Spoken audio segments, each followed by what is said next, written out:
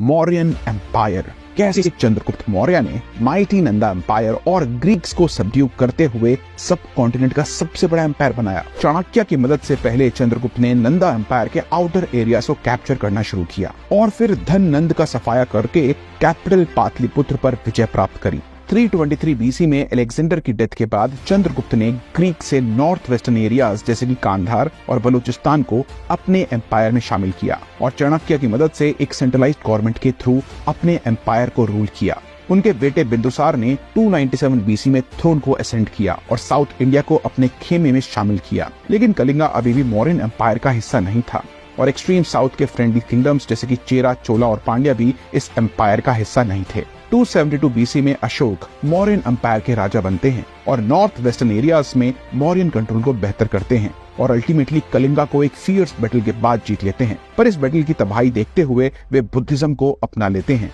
और pacifist policy adopt कर लेते हैं। अशोक के बाद दशरथ एक वीक रूलर साबित होते हैं जो साउथ इंडिया के साथ साथ नॉर्थ वेस्ट में टेरिटरीज लूज करते हैं और मौर्यंस के लास्ट रूलर थे बृहद्रथ, जिन्हें उनके ही मिलिट्री रूलर पुष्यमित्र शुंगा मार देते हैं और शुंगा डायनेस्टी को स्थापित करते हैं।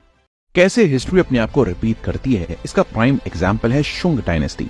मौर्यन एम्परर को असैसिनेट करके पुष्यमित्र शुंग पाटलिपुत्र के राजा बनते हैं और उनकी डायनेस्टी को भी इसी तरह से ओवरथ्रो किया जाता है। मौर्यन डायनेस्टी के फेमस रूलर अशोक के बाद मौर्यन एम्पायर वीक होना शुरू हुआ और नॉर्थ वेस्ट इंडिया में इंडो ग्रीक्स और सदर्न इंडिया में सातवाहनाज ने अपने लिए इंडिपेंडेंट किंगडम्स कार्व आउट किए और लास्ट मौर्यन एम्परर बृहद्रथ के मिलिट्री कमांडर पुष्यमित्र शुंग ने मिलिट्री परेड के दौरान 184 बीसी में बृहद्रथ मौर्य को असैसिनेट करके शुंग डायनेस्टी को स्टैब्लिश किया। लेकिन नॉर्थ वेस्ट में इंडो ग्रीक्स यानी कि यवनास के साथ कॉन्फ्लिक्ट ने पुष्यमित्र शुंग के बाद इस डायनेस्टी को वीक कर दिया। पुष्यमित्र के बाद अग्निमित्र ने पाटलिपुत्र से रूल किया और फेमस कालिदास के प्ले मालविका अग्निमित्र के वो इम्पोर्टेंट कैरेक्टर भी बने। लेकिन उनके बेटे वासुमित्र शुंग के रूल के दौरान इस डायनेस्टी ने टेरिटरी लूज करनी शुरू की और शुंग डायनेस्टी के लास्ट रूलर देवभूति को उनके ही मिनिस्टर वासुदेव कन्वा ने 73 बीसी में असैसिनेट करते हुए कन्वा डायनेस्टी को स्थापित किया